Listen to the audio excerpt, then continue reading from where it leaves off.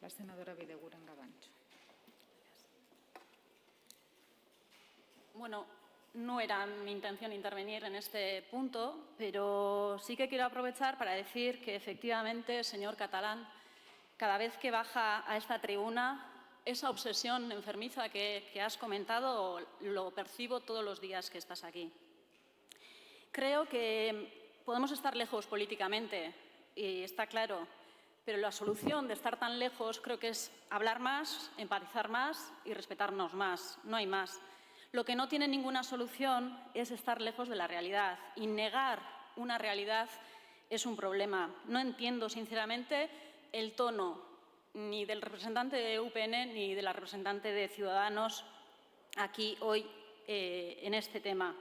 Estamos ante la prórroga de un convenio que permite la difusión de Euskal Irrati Telebista en Nafarroa. Es un convenio positivo porque da la oportunidad a todos los ciudadanos y ciudadanas de Nafarroa de tener servicios que ofrece EITB y de ver la televisión en euskera. Esto no puede ser un problema, esto tiene que ser positivo para todos. Tienen el derecho y la oportunidad. Y no se obliga a nadie, señor Catalán, señora Goñi. El que no quiera ver, pues está en su derecho de no verlo.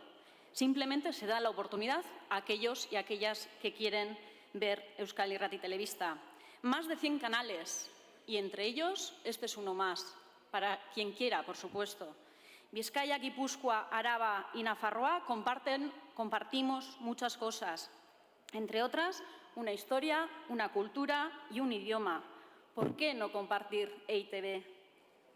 La Ley de Comunicación Audiovisual lo permite. Lo han pedido ayuntamientos, el Parlamento de Nafarroa y los ciudadanos y las ciudadanas de Nafarroa. Ambos gobiernos lo han acordado. ¿Cuál es el problema?